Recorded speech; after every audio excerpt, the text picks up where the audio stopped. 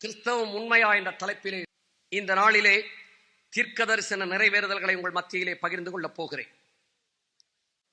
பேரரசனான Napoleon Bonaparte இயேசு கிறிஸ்துவை குறித்து இவ்வாறு சொன்னான்: எனக்கு மனிதர்களை தெரியும், இயேசு கிறிஸ்து மனிதர் அல்ல.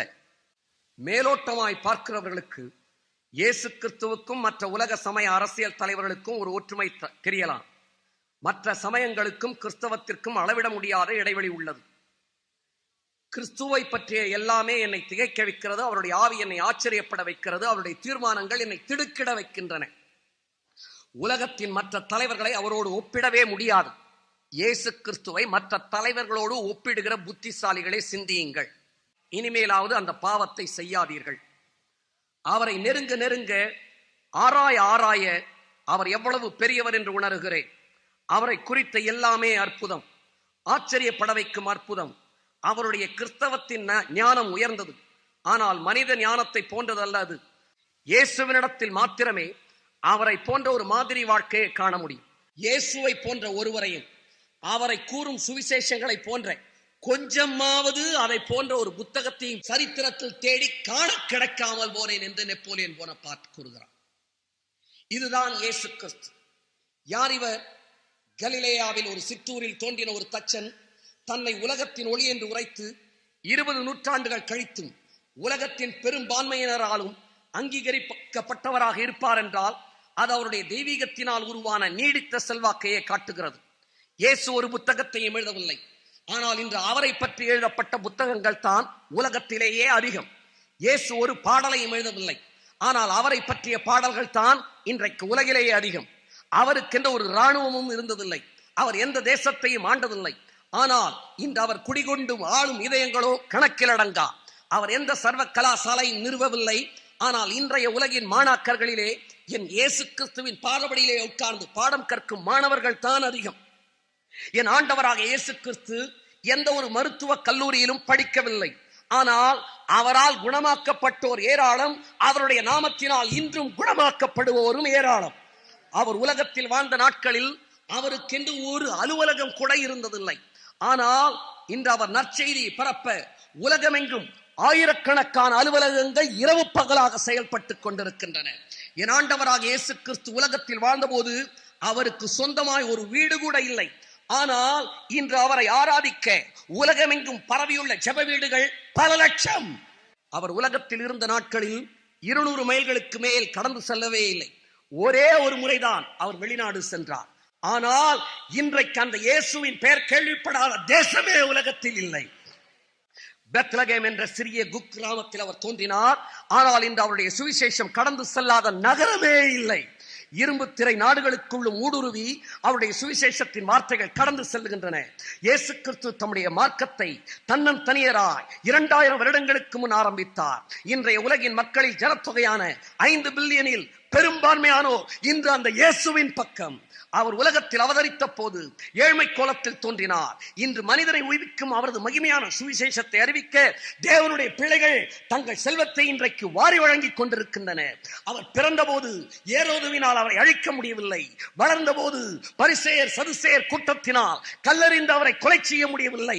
கல்லறையினால் அவரை மூடி வைக்க முடியவில்லை. காலத்தினால் அவரை மறக்க வைக்க முடியவில்லை. அவர் பரலோகத்தின் உன்னத மகிமையிலே வீற்றிருக்கிறவர், தேவனால் புகழப்பட்டவர், தேவ தூதர்களால் அங்கீகரிக்கப்பட்டவர், பரிசுத்தவான்களால் விரும்பப்படுகிறவர், பரிசுத்தவான்கள் இருதயத்தில் வாசமாயிருப்பவர், அவர்களால் முதல் அன்பாக நேசிக்கப்படுபவர், பிசாசுகளுக்கு பயத்தை உருவாக்கினவர், அவர்களை ஜெயித்து வென்றவர் அவரே என் ஆண்டவராகிய இயேசு கிறிஸ்து.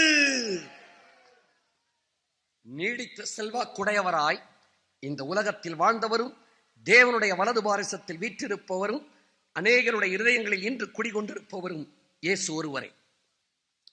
இந்த இயேசு தான் தேவன் என்பதற்கான ஆதார சான்றுகளை நான் உங்களுக்கு அளித்துக் கொண்டிருக்கிறேன். தீர்க்க தரிசனங்களினால் கிறிஸ்தவம் உண்மை என்று எவ்வாறு நிரூபிக்கப்படுகிறது என்பதை நான் உங்களுக்கு தெரிவிக்கப் போகிறேன். உலகத்தின் புத்தகங்கள் எல்லாம் நடந்தவற்றை சொல்லலாம், நடக்கின்றவற்றை சொல்லலாம். நடந்தவற்றை சொல்லுவது சரித்திர புத்தகம், நடக்கின்றவற்றை சொல்லுவது செய்தி பத்திரிகை.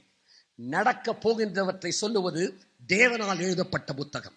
உலகத்தின் புத்தகங்கள் எல்லாம் நடந்தவற்றை சொல்லலாம், நடக்கின்றவற்றை சொல்லலாம், நடக்க போகின்றவற்றை சொல்லக்கூடிய புத்தகம் வேறு எதுவும் இல்லை. என் கையிலும் உங்கள் கையிலும் தேவன் கொடுத்த பரிசுத்த வேதாகமம் மாத்திரமே. பரிசுத்த வேதாகமத்தில் 1/3 பாகம் தீர்க்க தரிசனமாகும். வேதத்தின் தீர்க்க தரிசனங்கள் எல்லாம் நம்முடைய நாட்களில் நிறைவேறிக் கொண்டிருக்கிற கடைசி காலத்திற்குள்ளாய் நாம் வாழ்ந்து கொண்டிருக்கிறோம். தீர்க்க தரிசனங்கள் நிறைவேறினதா? நான் உங்களுக்கு இன்றைக்கு சான்றுகளை அளிக்கப் போகிறேன்.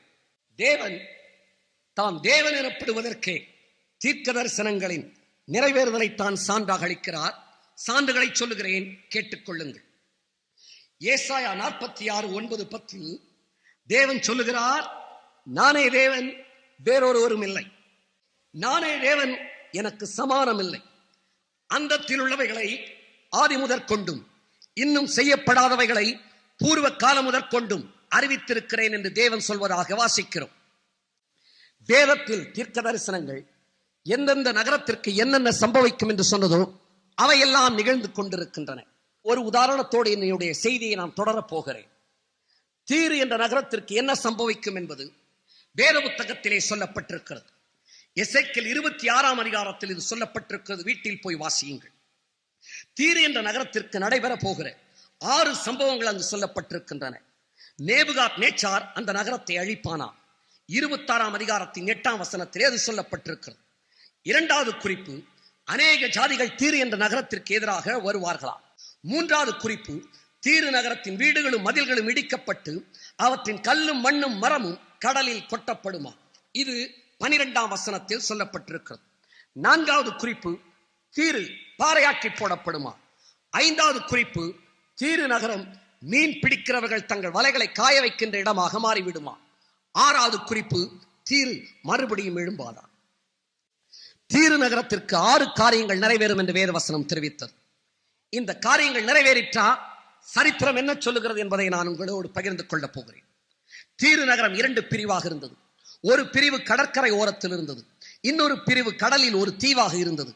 இரண்டிற்கும் இடையே கப்பல் மூலம் போக்குவரத்து இருந்தது. இந்த தீர்க்க தரிசனத்தை எசேக்கியேல் தீர்க்கதரிசி உரைத்த போது தீரு மிகவும் செழிப்பான நகரமாயிருந்தது. ஆனால் எசேக்கியேல் சொன்னான் தீரு அழிக்கப்படும் என்று சொல்லி. நடந்தது என்ன? கிமு 586 நேபுகாத் நேச்சார் வேதத்தின் தீர்க்க தரிசனத்தின்படியே தீருவை முற்றுகையிட்டான்.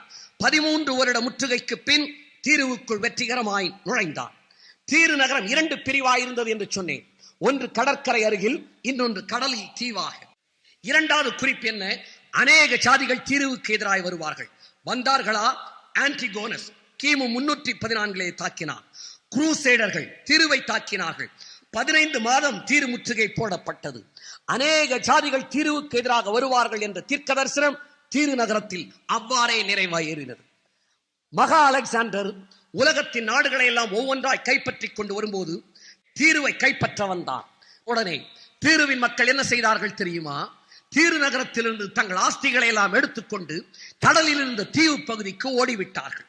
நிலப்பகுதியை கைப்பற்றி அழித்த அலெக்சாண்டர் தீவு பகுதியையும் கைப்பற்ற தீர்மானித்தான். அந்த தீவு பகுதிக்கு செல்ல வேண்டுமே, என்ன செய்வது? தீரு நகரத்தின் கட்டிடங்களை இடித்தான், மண்ணை வாரினான், கல்லை வாரினான், கடலிலே ஒரு பாதை அமைத்தான். கடலிலே பாதை அமைத்து தீவு பகுதியில் தப்பியோடின தீரு மக்களை துரத்தி சென்று போய் பிடித்தான். தீரு நகரம் தரைமட்டமாக்கப்பட்டது. சென்னை நகரத்தின் வானளாவிய கட்டடங்களுக்கு தேவன் ஒரு எச்சரிப்பை கொடுப்பார் என்றால் அதுவும் ஒரு நாள் நடக்கும். தீரு நகரம் இப்படிதான் ஒரு செழிப்பான நகரமாயிருந்தது.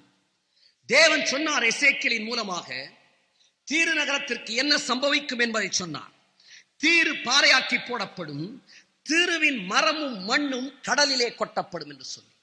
அப்படியே அலெக்சாண்டர் தீரு நகரத்தை அழித்து கடலிலே கொட்டி பாதை அமைத்து அந்த பாதையின் வழியாக தீவுக்கு சென்று தீவு பகுதியை கைப்பற்றினார். தீரு நகரம் தரைமட்டமாக்கப்படும் என்ற எசேக்கியேலின் தீர்க்க தரிசனம் அப்படியே சரித்திரத்தில் நிறைவேறினது. தீரு நகரம் முழுவதுமாய் சுரண்டப்பட்டதா, அதனுடைய அஸ்திவாரம் கூட தெரிய ஆரம்பித்து விட்டது. இந்த வேத வசனத்தின் தீர்க்க தரிசனத்திலே 4வது குறிப்பிலே தீரு பாறையாக்கி போடப்படும் என்று வாசிக்கிறோம். அதே போல தீரு பாறையாக்கி போடப்பட்டது. அஸ்திவாரம் முழுவதும் மண்ணும் கூட சுரண்டப்பட்டு விட்டது. தீரு இருந்த பாறைதான் வெளியே தெரிய வந்தது. தேவனால் எசேக்கியலின் மூலமாய் உரைக்கப்பட்ட தீர்க்க தரிசனம் மகா அலெக்சாண்டர் மூலமாய் நிறைவேறிவிட்டது. வேதத்தின் தீர்க்க தரிசனங்களை நிறைவேற்றுவதற்கு தேவன் சரித்திர மனிதர்களை பயன்படுத்துவார். தீரு நகரம் அழிக்கப்பட்டது. கர்த்தர் என்ன சொன்னார்? தீரு பாறையாக்கி போடப்படும், மறுபடியும் எழும்பாது என்று சொல். இன்று வரை அந்த தீரு நகரம் எழும்பவில்லை சகோதரனே. என் ஆண்டவர் சொன்னார், அது எழும்பாது என்று சொல். அது மாத்திரமல்ல, ஆண்டவர் சொன்ன குறிப்பு என்ன தெரியுமா? 5வது குறிப்பிலே மீன் பிடிக்கிறவர்கள் தங்கள் வலைகளை காய வைக்கின்ற இடமாக தீரு மாறும் என்று வேதவசனத்தில் சொல்லப்பட்டிருந்தது. அதே போல இன்றைக்கும் தீரு நகரம் மீன் பிடிக்கிறவர்கள் வலைகளை காய வைக்கிற இடமாக இருக்கிறது. அந்த தீரு நகரத்தின் பக்கத்தில் 10 லட்சம் கேலன் தண்ணீரை கொடுக்கக்கூடிய இயற்கை நீரூற்று இருக்கிறது. அது ஒரு பெரிய நகரமாக வளர முடியும், ஆனால் வளரவில்லை. காரணம் என்ன தெரியுமா? என் ஆண்டவர் சொன்னார், தீரு நகரம் எழும்பவே எழும்பாது என்று சொன்னார். தீரு நகரம் எழும்பவே இல்லை. வேதத்தின் தீர்க்க தரிசனம் சரித்திரத்தில் நிறைவேறிவிட்டது. இன்றைக்கும் தீரு நகரம் ஒரு மீனவர்களுடைய கிராமமாகத்தான் இருக்கிறது. இந்த தீரு நகரத்திற்கு அருகில் இருக்கிற இன்னொரு நகரம் சீதோன். இந்த சீதோன் நகரம் தான் 82ஆம் வருடம் நடந்த இஸ்ரேலிய லெபனான் யுத்தத்தை தாக்கப்பட்ட நகரம். இந்த சீதோன் நகரத்தை குறித்து வேதவசனம் எசேக்கியேல் 26ஆம் அதிகாரம் 28ஆம் அதிகாரத்தில் சொல்லும்போது என்ன சொல்லுகிறது? சீதோன் யுத்தத்தை சந்திக்கும், ஆனால் அது அழிக்கப்படாது என்று சொல்லப்பட்டது. அதே போல இன்றைக்கும் சீதோன் இருக்கிறது.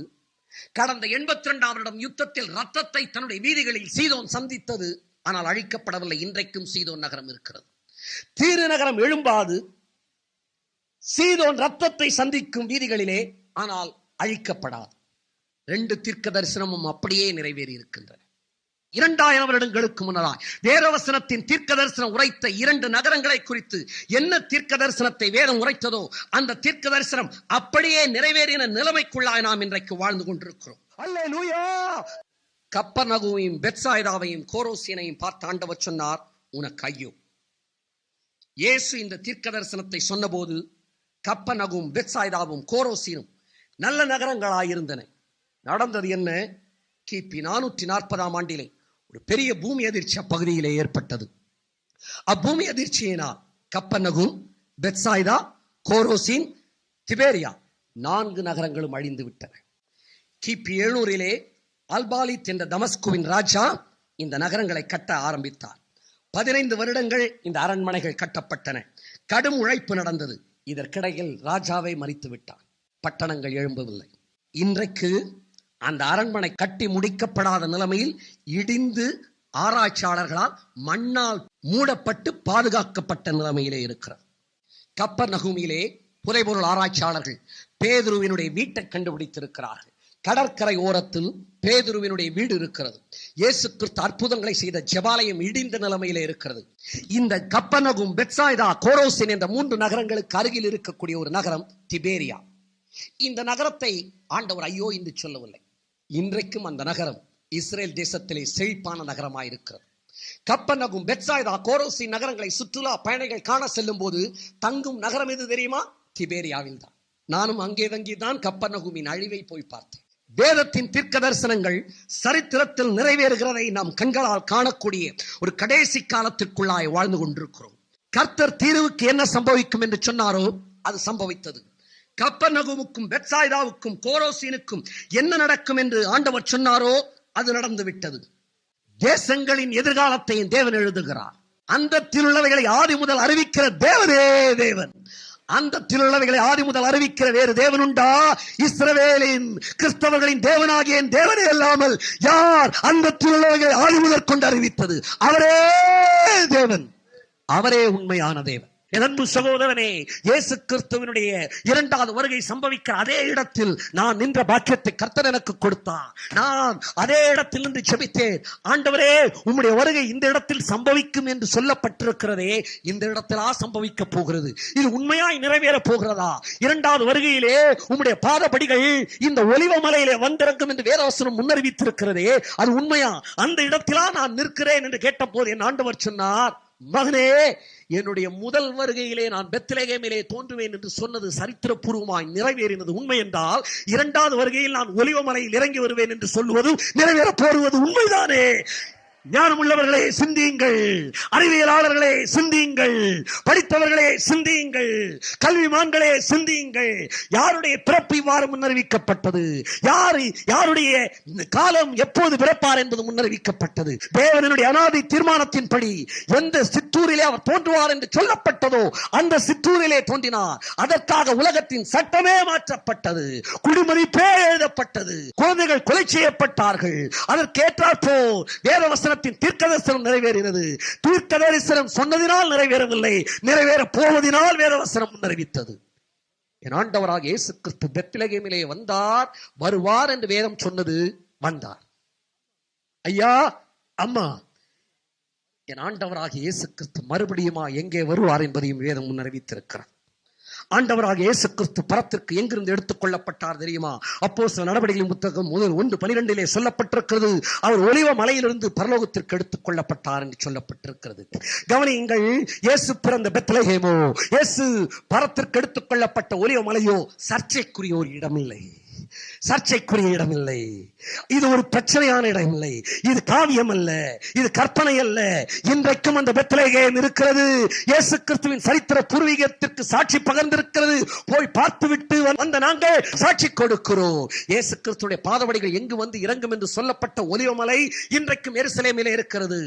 எந்த ஒலிவமலையிலிருந்து அவர் எடுத்துக் கொள்ளப்பட்டாரோ அந்த ஒலிவமலைக்கே அவர் திரும்பி வரப்போகிறார். அன்பு சகோதரனே, இயேசு கிறிஸ்துவின் முதல் வருகையே கொண்டாடி கொண்டிருக்கிற பாரம்பரிய கிறிஸ்தவனே, நீ மனம் திரும்பு. இயேசு மீண்டுமாய் வரப்போகிறார். கிறிஸ்துமஸ் பண்டிகை கொண்டாடின நாட்கள் போகட்டும். என் ஆண்டவராக இயேசு கிறிஸ்துவின் இரண்டாவது வருகையை கொண்டாட வேண்டிய நேரம் வந்து விட்டது. எங்கே வரப்போகிறார்? சகரியா 14:4 சொல்லுகிறது, அந்நாளிலே அவருடைய பாதங்கள் எருசலேமுக்கு கிழக்கே இருக்கிற ஒலிவ மலையின் மேல் நிற்கும். வேண்டுமென்றால் எருசலேமில் போய் அதன் கிழக்கே என்ன இருக்கிறது என்று போய் பாருங்கள். தீர்க்கதரிசி ஏதோ ஒரு இடத்தில் வருவான் என்று சொல்லிவிடவில்லை, ஏதோ ஒரு மலையில் வருவான் என்று சொல்லிவிடவில்லை. எருசலேமுக்கு கிழக்கே இருக்கிறதாம் ஒலிவமலை. இன்றைக்கு போய் பாருங்கள், எருசலேமுக்கு கிழக்கே ஒலிவமலை இருக்கிறது. 500,000 வருடங்களுக்கு முன்னதாக எழுதி வைத்திருக்கிறான். இன்றைக்கு அந்த திட்டத்தை யாரும் மாற்றி இருக்க முடியாது. எருசலேமுக்கு கிழக்கே இருக்க ஒலிவமலையிலே சகரியா 14:4 வாசிக்கிறேன். அந்நாளிலே அவருடைய பாதங்கள் கிழக்கே எருசலேமுக்கு எதிரே இருக்கிற ஒலிவ மலையின் மேல் நிற்கும். அப்போது மகா பெரிய பள்ளத்தாக்கு உண்டாகும்படி ஒலிவமலை தன் நடுமையத்திலே கிழக்கு மேற்காய் எதிராய் பிளந்து போகும். என் அன்பு சகோதரனே, சகோதரியே, என் ஆண்டவராக இயேசு கிறிஸ்து எங்கே வருவார் என்று மாத்திரம் சொல்லவில்லை, வரும்போது என்ன நடக்கும் என்பதை வேதவசனம் தெரிவித்திருக்கிறது.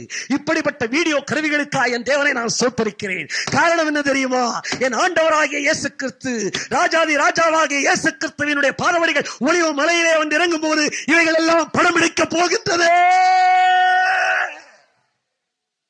என் அன்பு சகோதரனே, சகோதரியே, ஒலிவமலை இரண்டாய் பிளந்து போகுமாம் வேதவசனம் தெரிவித்திருக்கிறது. இயேசு கிறிஸ்துவின் பகிரங்க வருகை சம்பவிக்கும் போது இந்த ஒலிவமலை இரண்டாய் பிளந்து போகுமா, ஒரு பெரிய பூமி அதிர்ச்சி உண்டாகுமா. தீர்க்க தரிசனம் சொன்னது நிறைவேறுமா? வாசிக்கிறேன். இயேசு கிறிஸ்துவின் பாதபடிகள் ஒலிவமலையிலே வந்திறங்கும் போது அந்த இடத்தில் பூமி அதிர்ச்சி ஏற்படும் என்ற சகரியாவின் தீர்க்க தரிசனத்தின்படியே ஒலிவமலை பூமி அதிர்ச்சி ஏற்படக்கூடிய ஒரு பலவீனமான வெடிப்புகள் உள்ள ஒரு இடத்திலே இருக்கிறது. இதற்கு ஒரு பெரிய ஒரு கிரேட் ரிஃப்ட் என்ற ஒரு பெரிய வெடிப்பு இருக்கிறது. அதாவது இதற்கு பெரிய வெடிப்பு என்று பெயர். இது சுமார் 3000 மைல் நீளம் உள்ளதாக இருக்கிறது. ஜோர்டான் பள்ளத்தாக்கிலிருந்து தென்கிழக்கு ஆப்பிரிக்கா வரைக்கும் இது நீண்டுள்ளது. இந்த வெடிப்புள்ள இடத்தில் தான் சவக்கடல், ஜோர்டான் பள்ளத்தாக்கு, அக்யூபா ஜலசந்தி, செங்கடல், ஒலிவமலை இவை அமைந்திருக்கின்றன.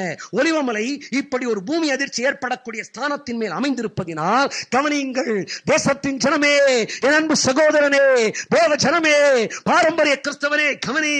ஒலிவமலை இப்படி ஒரு பூமி அதிர்ச்சி ஏற்படக்கூடிய ஸ்தானத்தின் மேல் அமைந்திருப்பது தற்போது ஒலிவ மலையின் மேல் கட்டிடங்கள் கட்டுவது தடை செய்யப்பட்டிருக்கிறது.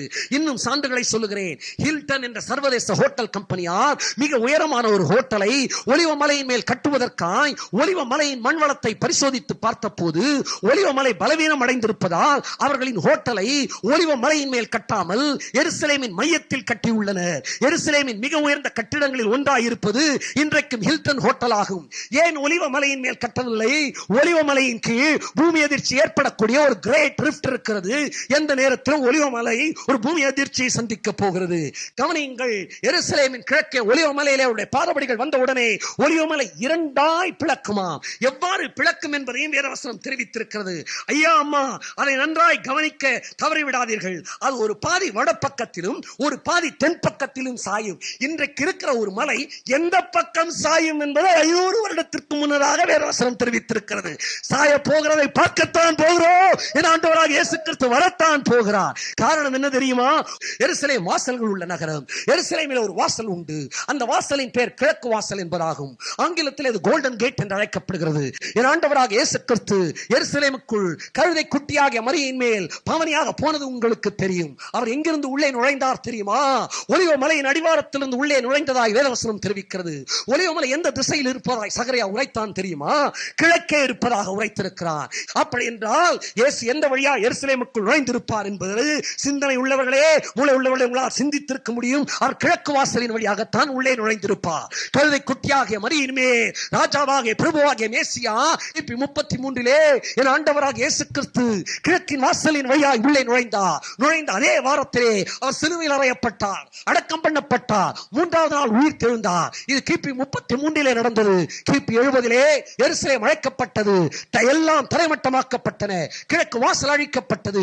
கிபி 70 இந்த எருசலேம் தேவாலயம் அழிக்கப்பட்டு விட்டது. கிழக்கு வாசலும் அழிக்கப்பட்டு விட்டது. பிறகு நடந்தது என்ன தெரியுமா? கிபி 1543 சுல்தான் சுலைமான் என்ற அரசன் எருசலேமின் நகரத்தை கட்டிக்கொண்டு வந்தார். இந்த கிழக்கு வாசலை கட்டுவதற்காய் திரும்ப எடுப்பித்து கட்ட வந்தவர் என்ன பார்த்தார்? வாசல் என்றால் அதன் வழியாய் போவதற்கு வழி இருந்திருக்க வேண்டும். எனவே வழியை பார்த்தார், வழி இல்லை. எனவே என்ன செய்தார் தெரியுமா? வாசலை கட்டாமல் அதை மூடிவிட்டார். இன்றைக்கும் சகோதரனே, கிழக்கு வாசல் ஒன்று மூடப்பட்ட நிலைமையிலே எருசலேமிலே இருக்கிறது. ஏன் தெரியுமா கிழக்கு வாசல் மூடப்பட்டிருக்கிறது? எசேக்கியேல் 44 அதிகாரத்திலே என் தேவன் வேதவசனத்தின் தீர்க்க தரிசனத்தின்படி முன்னறிவித்திருக்கிறார். இந்த வாசலின் வழியாகத்தான் மனுஷகுமாரன் உள்ளே பிரவேசித்தாராம். எசேக்கியேல் 44:1-2 சொல்லப்பட்டிருக்கிறது. இந்த கிழக்கு வாசலின் வழியாகத்தான் மனுஷகுமாரன் பிரவேசித்தாராம். ஆகையால் அது மூடப்படுமாம். நிறைவேறின தீர்க்க தரிசனத்திற்கு சான்றாய் சொல்கிறேன். இன்றைக்கு யுத்தங்கள் வெடிக்கலாம், நிலைமைகள் மாறலாம். ஆனால் கிழக்கு வாசல் மாத்திரம் திறக்கப்பட போவதே இல்லை. அது மூடப்பட்டே இருக்கும். ஏன் தெரியுமா? அதன் வழியாய் பிரபுவாகிய மேசியா 2000 வருடங்களுக்கு முன்னதாய் நுழைந்தார். ஐயா, அது மூடப்பட வேண்டும் என்று ஆண்டவர் சொன்னார். மூடப்பட்டே இருக்கிறது. இந்த கிழக்கு வாசலை திறக்க பலர் முயற்சி செய்தார்கள். ஜெர்மனி செய்த கைசர் முயற்சி செய்தார். ஜோர்டான் நாட்டு மன்னர் முயற்சி செய்தார். அந்த முயற்சியிலே எருசலேமையே யூதருக்கு இழந்து விட்டார். கிழக்கு வாசல் இன்றைக்கும் எருசலேமிலே மூடப்பட்டிருக்கிறது. நிறைவேறின தீர்க்க தரிசனத்தின் சான்றுகளை கேட்க வந்திருக்கிற தேவஜனமே, எருசலேமில் நிற்கிற கிழக்கு வாசல் என் தேவனுடைய தீர்க்க தரிசனத்திற்கு சாட்சி பகிர்ந்து கொண்டிருக்கிறது. கிழக்கு வாசலை போய் கேட்டால் கல்லுகள் சுவரிலிருந்து கூப்பிடும், உனக்கு சொல்லும், ஐயா அம்மா, இதன் வழியா 2000 வருடங்களுக்கு முன் பிரவேசித்தவரே மேசியாவாக இயேசு கிறிஸ்து. அவர் பிரவேசித்த போது நான் தான் வாசலாயிருந்தேன். ஏன் இன்றைக்கு மூடப்பட்டிருக்கிறது தெரியுமா? அவர் மறுபடியும் ஒருவரை இது மூடப்பட்டுத்தான் இருக்கும். அவர் பிரவேசித்த வாசல் வழியாக வேறு யாரும் பிரவேசிக்க முடியாது. அவர் மறுபடியும் வரும்போது மாத்திரமே நான் திறப்பேன் என்று கல்லுகள் கூப்பிடும், உத்திரம் அச்சிலிருந்து ஆணையிடும், சுவர் உனக்கு எதிராய் சாட்சி சொல்லும். சகோதரனே, அந்த கிழக்கு வாசல் மூடப்பட்டிருக்கிறது. அந்த கிழக்கு வாசல் இன்றைக்கும் மூடப்பட்ட காட்சி என் ஆண்டவராக இயேசு கிறிஸ்துவின் வருகையை திறப்பதற்காக காத்திருக்கிறது. அந்த கிழக்கு வாசல் எப்பொழுது திறக்கும் தெரியுமா? என் ஆண்டவராக இயேசு கிறிஸ்துவினுடைய பாதபடிகள் ஒலிவ மலையிலே வந்து இறங்கும் போது, மாபெரும் பூமி எதிர்ச்சி ஒலிவ மலையிலே ஏற்படும் போது, அந்த ஒலிவ மலை இரண்டாய் பிளக்கும் போது கிழக்கு வாசலும் திறக்க என் ஆண்டவராகிய இயேசு கிறிஸ்து எந்த கிழக்கு வாசலின் வழியாக பிரபு என்றால் பிரின்ஸ், பிரபுவாகிய மேசியாவாக உள்ளே நுழைந்தாரோ அதே கிழக்கு வாசலின் வழியாக அவர் ராஜாதி ராஜாவாகிய தேவனாக உள்ளே பிரவேசிக்க போகிறார். இந்த கிழக்கு வாசல் இன்றைக்கு ஆயத்தம். இந்த ஒலிவமலை பூமி எதிர்ச்சி ஆயத்தமாகிவிட்டது. ஒலிவமலை பூமி அதிர்ந்தவுடன் என்ன நடக்க போகிறது தெரியுமா? தானியேல் 14:44-45 வசனங்களை வீட்டில் போய் வாசியுங்கள். ஒலிவமலை இரண்டாய் பிளந்த உடனே என்ன நடக்கும் தெரியுமா? ஜீவ தண்ணீர்கள் எருசலேமிலிருந்து புறப்பட்டு பாதி கிழக்கே சமுத்திரத்திற்கும் பாதி மேற்கு சமுத்திரத்திற்கும் போகும் என்று வேதம் கூறுகிறது. அதாவது என்ன நடக்குமா? சகோதரனே சகோதரியே, தீர்க்கதரிசனம் சரித்திர பூர்வமாய் இயேசு கிறிஸ்துவின் வருகையில் நிறைவேற போவதை சொல்லுகிறேன். மத்திய தரை கடலின் தண்ணீர் சவக்கடலுக்கு கொண்டு வரப்பட போகிறது. சவக்கடலின் பெயர் ஏன் தெரியுமா? சவக்கடல். அதில் உயிரினங்களே கிடையாது. ஏனென்றால் அதனுடைய உப்பு சக்தி அதிகமானதாக இருக்கிறது. அதுதான் உலகத்திலே மிகவும் தாழ்மையான பகுதி. இந்த ஒலிவமலை இரண்டாய் பிளந்த உடனே என்ன நடக்க போகிறது தெரியுமா? மத்தியதரை கடலின் தண்ணீர் சவக்கடலுக்குள் பிரவேசிக்க சவக்கடலில் மீன்கள் தோன்ற போகின்றன. வேதவசனம் சொல்லுகிறது அது ஜீவ தண்ணீராக மாறும் என்று சொல்லி, அதிலே ஜீவன் உண்டாகும் என்று சொல்லி, ஒலிவமலை பிளக்க இந்த இரண்டு கடல்களும் இணைக்கப்பட போகின்றன. மத்தியதரை கடலின் தண்ணீரும் சவக்கடலுக்கு வர இவ்வாறு இரண்டு கடல்களும் இணைய போகிறது. ஒலிவமலை பிளக்கும் போது என்ன நடக்கும் என்று கேட்கிற சகோதரே, கிழக்கு வாசல் திறக்கும், ஒலிவமலை இரண்டாய் பிளக்கும், மத்தியதரை கடலும் சவக்கடலும் கலக்கும், சவக்கடலின் உப்பு சக்தி நீங்கும், மீனினங்கள் மறுபடியும் சவக்கடலிலே தோன்ற ஆரம்பிக்கும். ஏன் தெரியுமா? அவர் ஒலிவ மலையிலே வரப்போகிறார். இதோ ரகசியத்தை சொல்லுகிறேன். இன்றைக்கு வரப்போகிற யுத்தம் ஒரு பெரிய யுத்தம் அல்ல.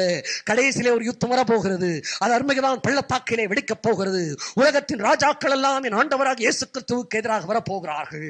அவர் தம்முடைய சேனையின் முன்னதாக சத்தமிட போகிறார். வெள்ளை குதிரையின் மேல் வீற்றிருக்கிறவராய் அவர் வரப்போகிறார். மாபெரும் யுத்தம் அருமைதான் பள்ளத்தாக்கிலே வெடிக்கப் போகிறது. குதிரையின் கடிவாளத்திற்கு அளவிற்கு ரத்தாறு புரண்டு ஓட போகிறது. அதுதான் அம்மா அர்மகெதோன் யுத்தம். இந்த யுத்தம் எங்கே வெடிக்க போகிறது தெரியுமா? அர்மகெதோன் பள்ளத்தாக்கில் வெடிக்க போகிறது. அந்தி கிறிஸ்துவின் சேனைக்கும் இயேசு கிறிஸ்துவின் சேனைக்கும் யுத்தம் நடைபெற போகிறது. இந்த அந்தி கிறிஸ்துவின் கூடாரம் எங்கே அமைய போகிறது தெரியுமா? தானியேல் 11:44-45 சொல்லப்பட்டிருக்கிறது. அவன் அழிக்கவும் அநேகரை சங்காரம் பண்ணவும் மகா உக்கிரத்தோட புறப்பட்டு வருவான். சமுத்திரங்களுக்கு இடையில் உள்ள சிங்காரமான பரிசுத்த பர்வத தண்டையிலே தன் அரண்மனையான கூடாரத்தை போடுவான். அந்தி கிறிஸ்து எங்கே கூடாரத்தை போடுவான் என்பதை என் வேதவசனம் முன்னறிவித்திருக்கிறது. அந்த எந்த இடத்திலே போடுவானாம்? சமுத்திரங்களுக்கு இடையே, மத்தியதரை கடலுக்கும் சவக்கடலுக்கும் இடையே சிங்காரமான தேசத்திலே, சிங்காரமான பரிசுத்த பர்வத தண்டையிலே தன் அரண்மனையாகிய கூடாரத்தை போடுவானா. மத்தியதரை கடலுக்கும் சவக்கடலுக்கும் ஒலிவமலையின் அருகே அவன் தன்னுடைய அரண்மனையை அமைத்திருப்பான். இந்த உலகத்தை ஆளப்போகிற அந்தி கிறிஸ்துவை என் ராஜாதி ராஜாவாக இயேசு கிறிஸ்து தம்முடைய சுவாசத்தினால் நிக்கிரகம் பண்ணும்படிக்கு ஒலிவமலையிலே வந்து இறங்க போகிறார். அவனுடைய அரண்மனை எங்க அமையும், அவன் எங்க அழிக்கப்படுவான் என்பதை என் வேதவசனம் முன்னறிவித்திருக்கிறது. ஐயா அம்மா, என் ஆண்டவராக இயேசு கிறிஸ்து ஒலிவமலையிலே வந்து அவருடைய பாதபடிகள் இறங்கும் போது ஒலிவமலை இரண்டாய் பிளந்து போகும். கிழக்கு வாசல் திறந்து விடும். மத்தியதரை கடலும் சவக்கடலும் ஒன்றாய் இணைந்து விடும். அந்தி கிறிஸ்து நாசம் செய்யப்படுவான். அந்தி கிறிஸ்துவின் சேனைகளின் ரத்தம் குதிரையின் கடிவாளம் வரைக்கும் புரண்டு ஓடும். அர்மகெதோன் என்ற இடத்திலே மாபெரும் யுத்தம் நடைபெறும். தேவன் தம்முடைய சேனைகளின் முன்னதாக சத்தமிடுவார். அவர் பிறகு உலகத்தில் ஆள ஆரம்பிப்பார். அன்றைக்கு நாம் கேட்பது போன்ற யுத்த செய்திகள் இருக்க முடியாது. காரணம், சமாதான கர்த்தராகி அவர்தான் வரப்போகிறார். அவர்தான் தேசத்திற்கு சமாதானத்தை கொடுக்க போகிறார். என் அன்பு சகோதரனே சகோதரியே, சான்றுகளை கவனி. வேதவசனம் தேவன் உலகத்தில் தோன்றும் போது எவ்வாறு தோன்றுவார் என்று சொல்லி முன்னறிவித்ததோ அவ்வாறே தேவன் தோன்றினார். வேதவசனம் சொன்னது அவர் கன்னிகைக்கு மகனாய் பிறப்பார் என்று சொன்னது. அப்படியே பிறந்தார். பெத்லகேமிலே தோன்றுவார் என்று சொன்னது. ஆபிரகாமின் வழியிலே தோன்றுவார் என்று சொன்னது. ஈசாக்கின் வழியிலே தோன்றுவார் என்று சொன்னது. யாக்கோவின் வழியிலே தோன்றுவார் என்று சொன்னது. யூதாவின் கோத்திரத்திலே தோன்றுவார் என்று சொன்னது. ஈசாயின் வழியிலே தோன்றுவார் என்று சொன்னது. தாவீதின் கிளையாக எழும்புவார் என்று வேதவசனம் சொன்னது. தாவீதின் கிளையாக அவர் எழும்பினார். அவர் காட்டிக் கொடுக்கப்படுவார் என்று வேதவசனம் சொன்னது. அவர் எந்த இடத்தில் கலிலேயா கடலில் ஊழியத்தை ஆரம்பிப்பார் என்று வேதவசனம் சொன்னது. ஆரம்பித்தார். அவர் சிலுவையில் அறையப்படுவார் என்று வேதவசனம் சொன்னது. அவர் 30 வெள்ளிக்காசுக்கு காட்டிக் கொடுக்கப்படுவார் என்று தீர்க்கதரிசனம் சொன்னது. என் ஆண்டவராக இயேசு கிறிஸ்து 30 வெள்ளிக்காசுக்கே காட்டிக் கொடுக்கப்பட்டார். அது மாத்திரமல்ல, அவர் சிலுவையில் அறையப்பட்ட பிறகு எங்கு அடக்கம் பண்ணப்படுவார் என்பதை வேதவசனம் சொன்னது. அவர் துன்மார்க்கரோடு அவருடைய குழி நியமிக்கப்பட்டாலும் ஐஸ்வர்யவானோடு இருப்பார் என்று வேதவசனம் சொன்னது. அவர் உயிர் தெழுவார் என்று வேதவசனம் சொன்னது. அவர் உயிர் தெழுந்தார். அது மாத்திரமல்ல, ஐயாமா அவர் திரும்ப வருவார் என்று சொன்னது. எங்கே வருவாராம்? ஒலிவமலையிலே வருவாராம். ஏன் வருவாராம்? அந்தி கிறிஸ்துவை நிக்கிரகம் பண்ண வருவாராம். அந்தி கிறிஸ்து எங்கே கூடாரம் போடுவானா? ஒலிவமலையில் அருகே, மத்தியதரை கடலுக்கும் சவக்கடலுக்கும் அருகே போடுவானா. எனவே அவருடைய பாதபடிகள் வந்து இறங்கும் போது ஒலிவமலை இரண்டாய் பிளக்குமா. ஜீவ தண்ணீர் உள்ள நதிகள் எருசலேமிலிருந்து புறப்படுமா. மத்தியதரை கடலும் சவக்கடலும் கலக்குமா. கிழக்கு வாசல் திறக்குமா. என் ராஜா மகிமையாக வருவாரா. வேதத்தின் தீர்க்க தரிசனத்தின் ஆராய்ச்சி செய்கிறவர்களுக்கு ஒரு சவாலை வைக்கிறேன். இயேசு கிறிஸ்துவில் 333 தீர்க்க தரிசனங்கள் நிறைவேறி இருக்கின்றன. ஐயா அம்மா, வேதவசன ஆராய்ச்சியாளர்கள் கணக்கிட்டிருக்கிறார்கள். 333 தீர்க்க தரிசனங்கள் இயேசு கிறிஸ்துவை குறித்து முன்னறிவிக்கப்பட்டிருக்கின்றன. இந்த இந்த 333 தீர்க்கதரிசனங்களும் யாருடைய வாழ்க்கையில் நிறைவேறினதோ அவரை காண்பிப்பீர்கள் என்றால் அவரை நான் தேவன் என்று ஏற்றுக்கொள்ளுகிறேன். இல்லை என்றால் நான் பிரசங்கிக்கிற ஆண்டவராக இயேசு கிறிஸ்துவை ஏற்றுக்கொள்ளுங்கள். என் அன்பு சகோதரனே, சகோதரியே, இயேசு யார் என்பது தெரிந்து விடவில்லையா? யார் தேவன் என்பது உனக்கு தெரியவில்லையா? இதுவரை ரட்சிக்கப்படாத தம்பி, இதுவரை ரட்சிக்கப்படாத சகோதரனே, நீ யாராயிருந்தாலும் சரி, எனக்கு கவலை இல்லை. இயேசு ஒருவரே தேவன் என்று சொல்லுகிறேன். 333 தீர்க்க தரிசனங்களும் தன்னில் நிறைவேறப்பட்ட இந்த இயேசு கிறிஸ்து யார் என்று சொல்லுங்கள். இந்த இயேசு கிறிஸ்துடைய வாழ்க்கையில் பிரவேசிக்க விரும்புகிறார் ஐயா அம்மா, தேசத்தின் தீர்க்கதரிசியாய், தேவனுடைய ஊழியக்காரனாய், ராஜாதி ராஜாவின் ஸ்தானாதிபதியாய் உன் முன்னதாய் நிற்கிறேன். நான் பிரசங்கிக்கிற இயேசு கிறிஸ்து, நான் உன் முன்னதாய் அறிவிக்கிற இயேசு கிறிஸ்துவே தேவன். அவரை தேவன் உயிரோட எழுப்பினார். அவரே தேவன் என்று உனக்கு சொல்லுகிறேன். அந்த இயேசு கிறிஸ்துவை தேவன் என்று நீ ஏற்றுக்கொள்வாயாக. இன்றைக்கு தேவாலயங்களை தேடி போக வேண்டிய வேலையே எங்களுக்கு இல்லை என்று சொன்னேன். காரணம் என்ன தெரியுமா? நாங்களே தேவாலயம். எங்கள் இயேசு எங்களுக்குள் இருக்கிறார். ஐயா அம்மா, உனக்குள் இயேசு உள்ளே பிரவேசிக்க விரும்புகிறார். வாலிப தம்பி, உனக்குள் இயேசு பிரவேசிக்க விரும்புகிறார். உன் வாசலில் நின்று கதவை தட்டுகிறார். என் அன்பு சகோதரனே, இயேசு உன்னை நேசிக்கிறார். ஐயோ வாலிப தங்கச்சி, உனக்கு இனி இயேசுவுக்கு வேண்டும். நீ தான் இயேசுவுக்கு வேண்டும்.